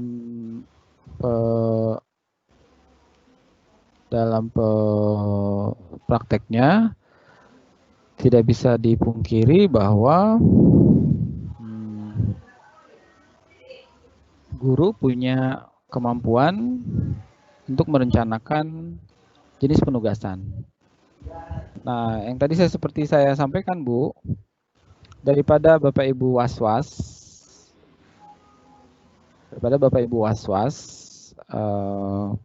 apakah ini dikerjakan oleh anak atau orang tua, maka berikanlah namanya kriterianya. Dan Ibu Bapak bisa pakai penilaian jenis rubrik, Bu, Pak. Jenis rubrik. Saya mau praktek nih, Bapak Ibu. Dari sini kita akan masuk ke rubrik. Nanti Bapak Ibu akan melihat polanya bagaimana merencanakan sebuah penilaian yang didasarkan pada keikutsertaan dari si pelaku pembelajaran. Nah, kalau Bu Laila ingat kemarin saya sudah bicara perihal peran serta orang tua. Tadi guru PAUD nggak Ibu ya? Iya betul, betul Pak dari TPQ. Pertanyaan saya, apakah beliau sudah mengadakan sesi untuk orang tua atau belum? Karena sepertinya kalau terjadi keraguan-raguan atau hal-hal yang disebut sebagai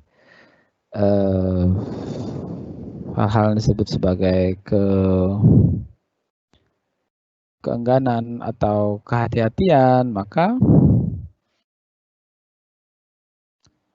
sebenarnya si guru sendiri belum percaya diri nih dalam pemberian tugas atau belum menarik batas yang jelas antara peran serta orang tua dan bantuan orang tua. Jadi yang tadi saya bilang, yang kemarin saya bilang, rekan-rekan sekalian, guru bisa membuat yang namanya sesi-sesi buat orang tua di akhir minggu yang santai saja. Bisa cuma lewat WhatsApp loh, rekan-rekan. Intinya sesi curhat boleh, macam-macam. Nah, di situ Bapak Ibu sebagai guru bisa masukkan apa yang boleh dan tidak boleh dalam membuat pembelajaran jarak jauh ini atau dalam penilaian ini bisa menjadi penilaian yang efektif tanpa ada keraguan bahwa guru anaknya lah yang mengerjakan, orang tuanya lah yang mengerjakan. Demikian Bu, silahkan. Baik Pak Agus, sekedar mengingatkan untuk waktu pemaparan materi dari Pak Agus kurang 5 menit lagi ya. Jadi untuk Bapak Ibu peserta juga dimohon segera mengisi Mentimeter supaya Pak Agus bisa lebih mempercepat lagi pemaparan mengenai penilaian. Begitu Pak Agus. Ya. Oke, saya akan fokus di Mentimeter ya. Akan fokus di Mentimeter. Ya. Mari kita lihat Mentimeter sudah sampai mana. Oke. Perencanaan yang baik. Ada kontrak kesepakatan. bahan ajar, praktek menyenangkan. Nih kuota yang ringan nih, menarik. Ibu sudah lihat ya? Ibu sudah lihat? Ibu Oke, Laila Pak, sudah lihat? sudah. Ya. Bahan ajar, tujuan pembelajaran, siswa mempunyai literasi, ada fasilitas penunjang, adanya penilaian. Oke, mungkin kita tunggu 5 menit lagi Bu untuk masuk ke sini ya. Nanti kita akan susun kriteria penilaian dari sini ya Bu ya. Baik, oke.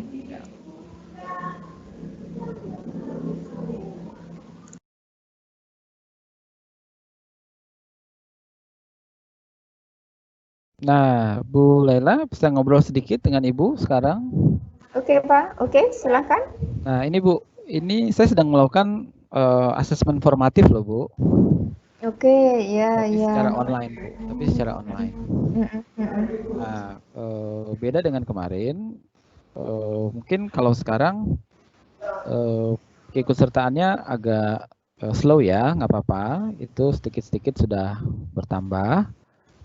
Dan yang terpenting adalah ada peran serta dari peserta didik Bu untuk penentuan arah pembelajaran. Jadi Mentimeter ini membuat guru itu dengan cepat mendapatkan yang namanya umpan balik dari peserta didik. Nah, untuk apa ini? Nah, nanti kan kita pakai Bu sama-sama untuk membuat rubrik ternyata ya. Untuk membuat rubrik ternyata.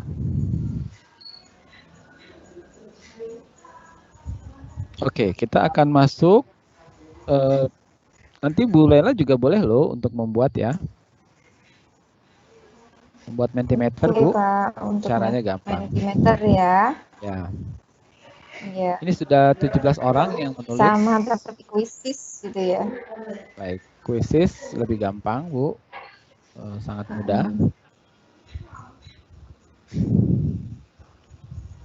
Bagaimana Pak? Sudah cukup untuk membuat sebuah apa tadi Bapak mau Ya, membuat rubrik ya. Oh, oke, satu lagi.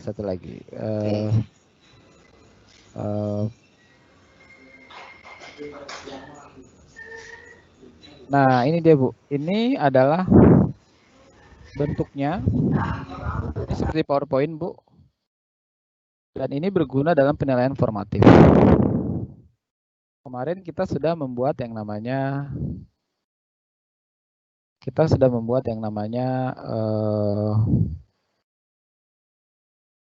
polling. Nah, kemarin 50 orang loh yang mengisi ya. Menurut Anda pada saat merencanakan aktivitas pembelajaran, hal yang paling menantang adalah, ini dia nih, merencanakan pembukaan yang menarik, siswa pada belajar, membuat aktivitas yang variatif, buat siswa merasa tertarik sama pelajaran usai. Nah, ini juga formative assessment, rekan-rekan.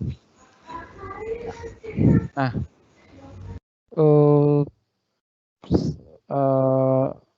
pada saat membuat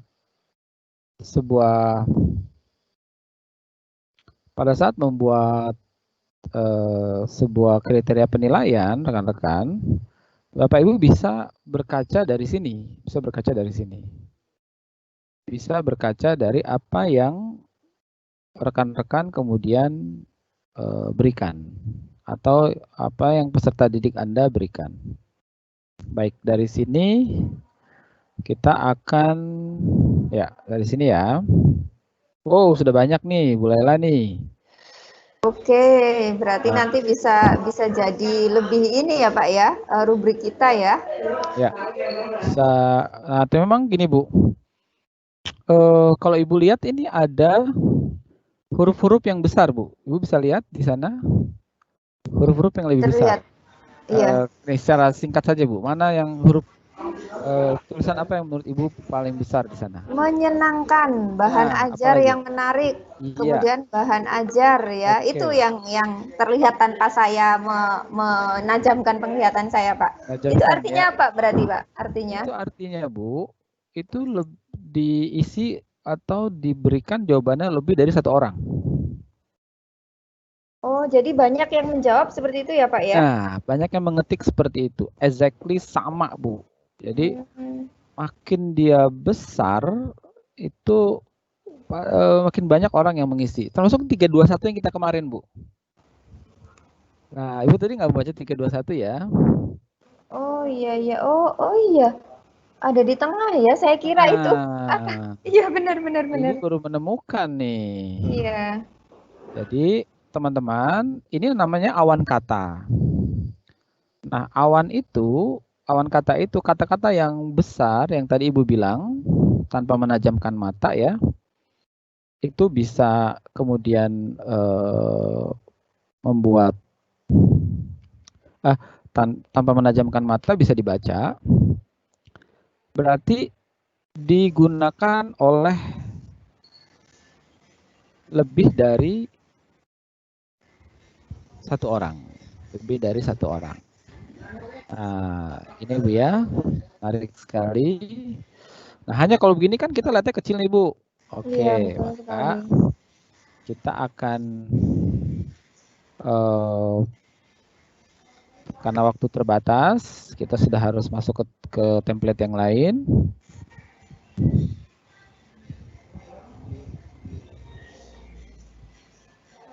Ya, oke, kita sudah escape. Ya, ini bisa di-download loh.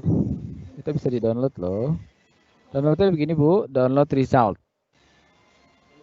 Nah, ya, langsung. Oke.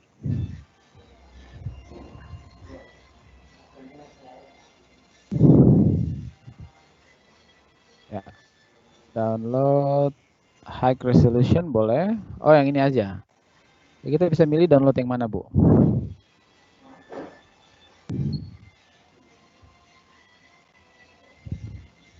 Oke, sudah. Berarti, nah ini kan sudah kita download itu sudah dalam PDF loh. Dan memang karena banyak sekali tulisannya. Dan ini angka ini adalah yang mengisi Bu. Berapa Bu? Tolong dibacakan. 43 ya. 43. Hampir memecahkan rekor kemarin.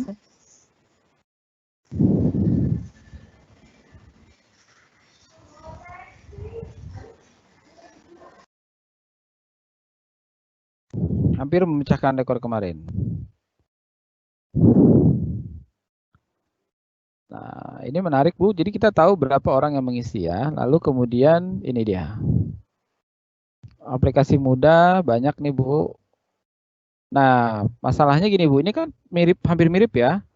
Cuma karena ada kata yang mudah sama mudah, maka dia itu akan dibaca berbeda ya. Akan dibaca berbeda. Nah, oke. Siswa mempunyai literasi, mengadakan meeting online, praktek menyenangkan, media buatan guru, kedisiplinan untuk tugas, materi yang menarik. Ya. Penilaian praktis, baik. Oke.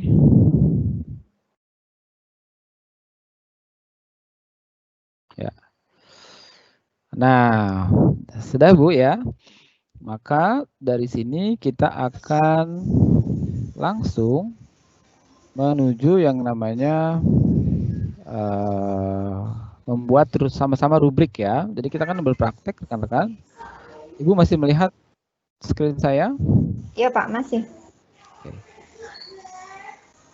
Sudah di Word sekarang betul? Sekarang masih belum Word Pak. Belum Word ya? Masih di Mentimeter.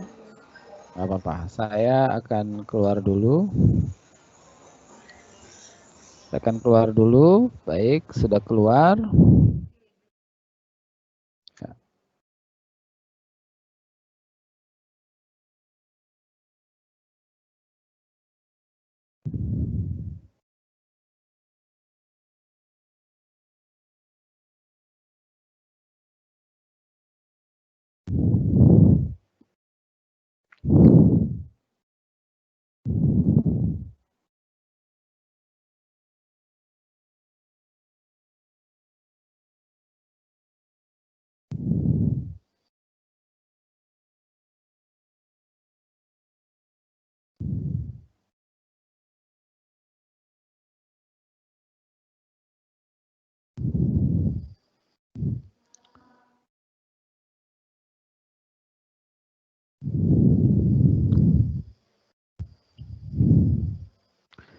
Bapak Ibu sekalian, kita akan pelan-pelan membuat rubrik hasil dari pendapat Bapak Ibu sekalian.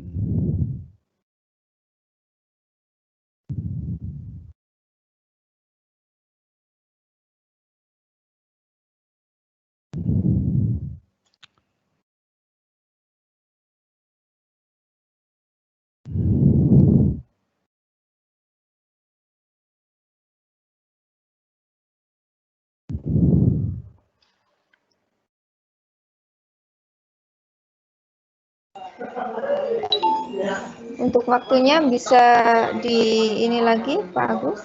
Ya, ya. Sebentar ya Bu, Word saya ada masalah nih.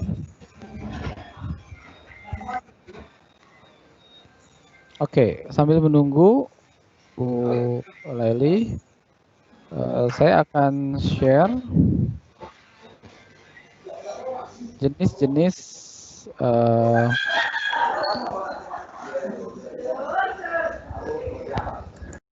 jenis-jenis penilaian formatif yang bisa digunakan. Oke, jenis-jenis penilaian formatif menarik ini ya. Ya.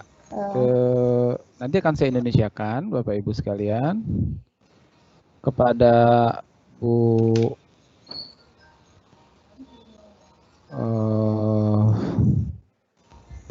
Laila, saya berikan linknya. Baik. Ini Word saya error dari tadi nih Bu. Oke, di meeting chat ya Pak ya. Silakan diketikkan di meeting chat. Ya, saya kasih ke Ibu biar Ibu yang memberikan saja karena saya kelihatannya aksesnya terbatas. Oke, iya. Nanti setelah Bapak ini di meeting chat, saya akan publish ke kolom QA. Ya, saya sudah berbagi. Oh, oke.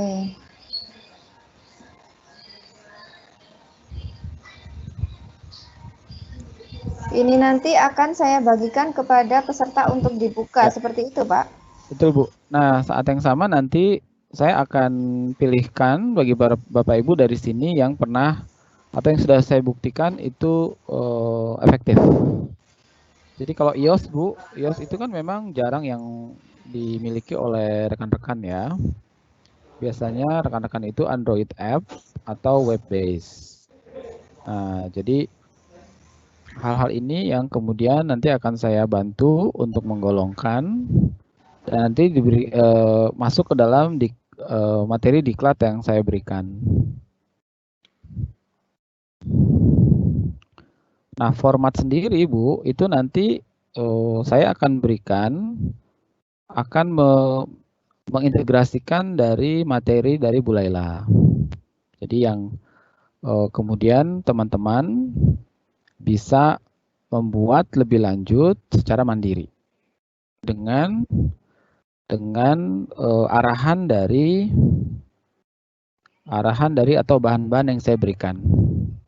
Jadi memang kalau kita meninjau format bersama, ternyata ada saja halangannya ya Bu ya. Seperti sekarang ini saya masih belum bisa membuka formatnya, mohon maaf. Ya, tapi kita ini dulu ya Bu ya, ke sini ya. Jadi toolsnya ada. Ya. Ini nama filenya Bu, nama apps-nya. Dan ini semua bisa dipakai untuk formatif. Ingat rekan-rekan, formatif itu intinya untuk dialog, untuk umpan balik, untuk membuat anak-anak tuh punya kemampuan dalam memberikan gurunya informasi atau arahan. Nah, di sini Bu Laila, saya sudah lihat ada 8 orang yang melihat nih Bu Laila. Oke.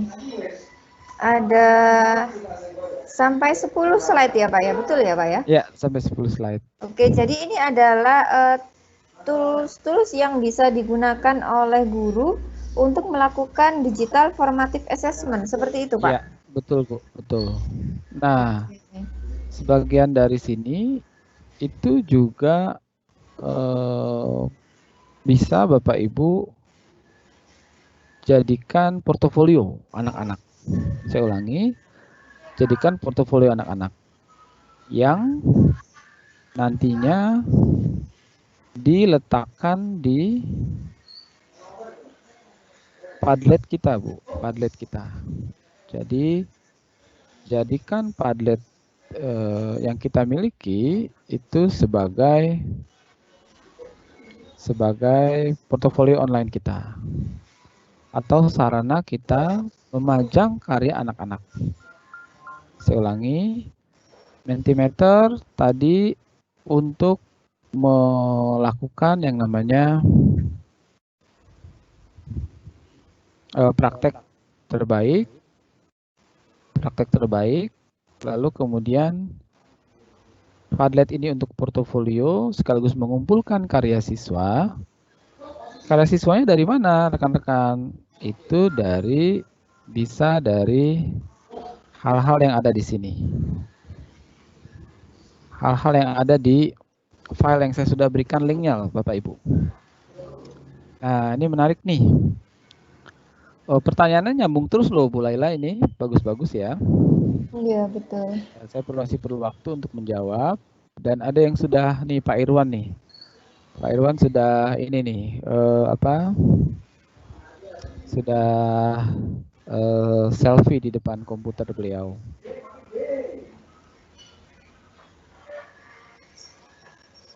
Ya, rekan-rekan, saya ulangi, dari setumpuk link yang saya berikan atau nama-nama yang saya berikan, yang mana yang pernah Bapak Ibu gunakan? Silahkan. Yang mana yang pernah Bapak Ibu gunakan? Kalau Bu Laila pernah menggunakan yang mana, Bu, dari sini? Silahkan. Sebentar Pak ya, saya buka lagi nih. Oke, dari 10 slide yang disampaikan oleh Bapak tadi ya Pak? Iya, Bu. Oke, slide pertama. Mana yang pernah Ibu ketahui? Assessment. Wah, ini kayaknya masih banyak yang asing nih untuk saya ya. Enggak apa-apa, Bu. Apa-apa. Tapi intinya sama seperti Mentimeter, Bu. Kenapa saya kemudian menonjolkannya Mentimeter? Karena hampir sama, cuma penting bagi kita untuk mencoba yang lain. Biar tahu ya. Oke, Google Form pernah, Kahoot ini juga familiar nih, saya juga pernah. Ya, saya kira banyak juga Bapak Ibu yang sudah pakai Mentimeter, tapi bukan ke peserta Pak, jadi bukan ke siswa ya. Saya Mentimeter pernahnya ketika memberikan pelatihan ke sesama guru seperti itu. Oke, kemudian mungkin Bu. Oke, Quizzes. Ya. Quizzes, lalu apa lagi nih? Lino ini menarik loh, Bu, Lino. Oh gitu, ya. Wah, sayang sekali ya Pak ya, waktu kita ini memang terbatas, sedangkan tools yang bisa dipelajari oleh Bapak Ibu guru dalam pelaksanaan asesmen formatif ini banyak sekali ya Pak ya. Ya, jadi Bu Laila, saya akan mengulangi lagi bagaimana cara kita efektif dalam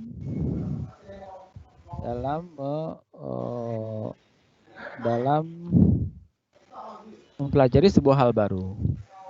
Pertama adalah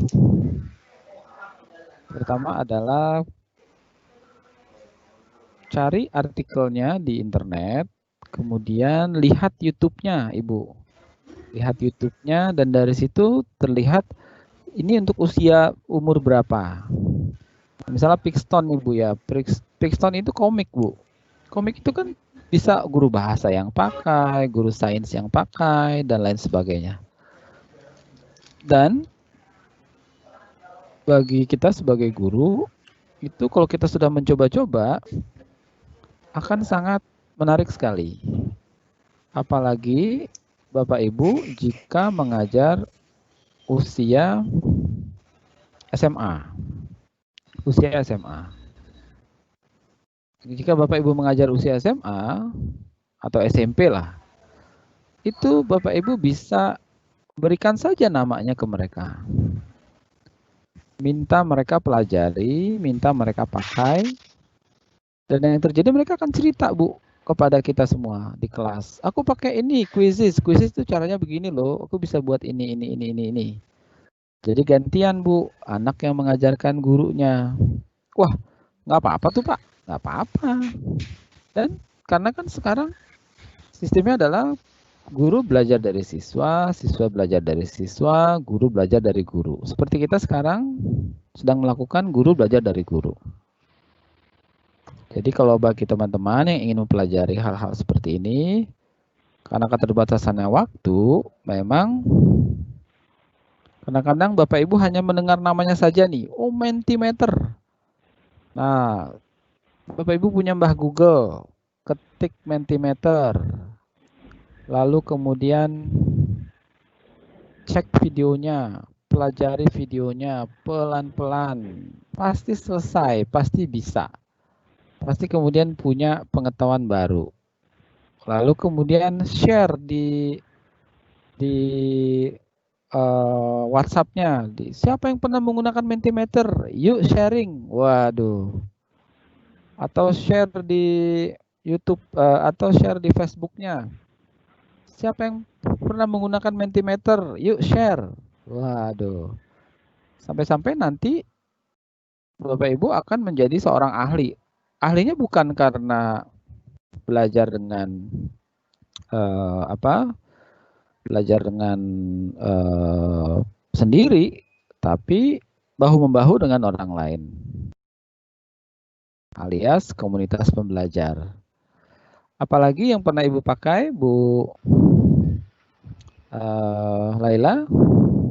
Itu tadi, Pak, mungkin yang saya pakai itu juga dari LMS ya, LMS Moodle itu memungkinkan juga untuk melakukan penilaian formatif secara digital. Bahkan nanti hasilnya juga bisa saya download dan saya olah dalam bentuk Excel seperti itu. Ya, baik, ya. Ini begini Pak Agus ya, menarik sekali topik kita hari ini mengenai penilaian, kemudian tools-tools yang ditawarkan oleh Pak Agus untuk kita pelajari juga banyak sekali ya Pak ya.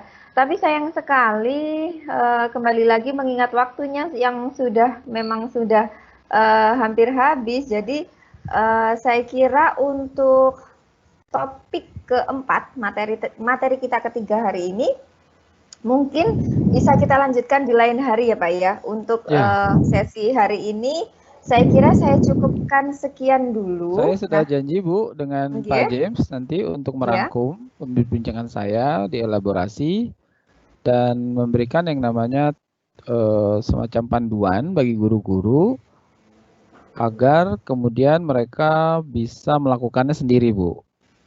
Jadi misalnya begini Bu, kalau Ibu ingat dari makalah RPP yang kemarin itu saya akan bantu teman-teman untuk menempatkan misalnya kuisis ada di mana. Nah, kalau Ibu mau taruh kuisis di mana nih misalnya? Apakah di akhir atau di awal? Oke. Jadi ketika di awal mungkin bisa dijadikan sebagai apa ya? Kita mencari tahu sejauh mana pengetahuan siswa seperti itu ya Pak ya. Sebagai pretest Bu. Nah, bisa pakai kuisis, pakai ini nanti akan saya tentukan. Itu yang saya maksud tadi formatnya itu. Lalu kemudian di tengah bisa pakai apa? Padlet, bisa pakai Mentimeter untuk apa? Sehingga teman-teman itu punya banyak pilihan untuk digunakan. Nah, memang kalau sudah begini Bu, pasti guru PAUD nih yang akan bicara. Wah, gimana caranya kalau guru PAUD? Ya tinggal kemudian Bapak Ibu cari sebuah tools atau alat yang bisa melibatkan kemampuan anak tanpa harus kemudian dia dibantu oleh orang tuanya. Kahoot itu Bu, Pak, Kahoot itu sangat menarik. Sampai-sampai anak TK pun bisa. Nah, memang pasti kurang waktunya untuk menyampaikan materi tersebut secara khusus. Demikian saya kembalikan ke Bu Laila. Baik, terima kasih sekali Pak Agus. Jadi tidak terasa ya Bapak Ibu ya, kita sudah belajar bersama selama kurang lebih 2 jam. Tadi Pak Agus juga sudah menyampaikan beberapa tips, trik, serta beberapa tools yang bisa kita gunakan dalam melakukan penilaian formatif secara digital. Nah, sebelum saya tutup Pak Agus, mungkin ada sedikit closing statement dari Pak Agus untuk kita pakai selama pembelajaran masa pandemi ini. Silakan Pak Agus. Mic-nya masih di mute ya Pak Agus ya? Ya. Baik, terima kasih Bu Lela sudah mengingatkan ini yang kedua ya. Bapak Ibu, sebagai hasil dari diskusi hari ini, saya akan coba merangkum hal-hal yang menjadi intisari atau hal-hal yang menjadi mutiara-mutiara dari diskusi kita. Dan berujung kepada format RPP yang di sana saya akan tempatkan tools-tools yang menarik. Tentunya dengan pertimbangan saya. Dan tetap terbuka bagi para Bapak Ibu untuk mencoba yang lain. Toh namanya Bapak Ibu sudah pegang, toh Bapak Ibu terhubung dengan internet, jadi silahkan coba, silahkan cek, dan lain sebagainya. Jadi dalam menilai, karena dalam menilai atau pembelajaran jarak jauh ini diperlukan kemampuan guru untuk mencoba dan bereksplorasi. Demikian, silahkan. Baik, iya menarik sekali ya Pak Agus ya. Jadi tadi dari yang sudah Pak Agus sampaikan bahwa kita memang adalah seorang guru yang profesional. Diharapkan kita bisa menjadi seorang guru yang profesional. Nah, yang membedakan antara guru profesional dan tidak profesional salah satunya adalah guru yang profesional ini mau merefleksikan apa-apa yang sudah dia kerjakan, kemudian dari hasil refleksi itu akan ditarik kesimpulan atau ditarik pembelajaran. Nah, cara kita melakukan refleksi terhadap pembelajaran kita salah satunya adalah dengan cara melakukan penilaian. Penilaian yang bagaimana? Penilaian yang autentik. Nah, seperti itu. Bapak Ibu, terima kasih untuk kehadirannya hari ini. Terima kasih kepada Pak James selaku produser, kepada Pak Agus Sampurno selaku narasumber kita. Terima kasih. Semoga ilmu yang disampaikan kepada kita semua benar-benar bisa kita aplikasikan dalam pembelajaran dan juga bisa bermanfaat untuk saya sebagai guru, untuk teman-teman sebagai guru, serta kepada siswa-siswa kita. Sampai jumpa di lain kesempatan Pak Agus. Terima kasih. Selamat siang untuk teman-teman peserta Diklat Merdeka Belajar. Sampai jumpa di topik kelima besok. Terima kasih. Assalamualaikum warahmatullahi wabarakatuh. Waalaikumsalam, Bu Lela. Terima kasih banyak. Baik, terima kasih sama-sama Pak Agus. Ini Pak James sepertinya masih kesulitan ya Pak. Gimana Pak untuk mikrofonnya?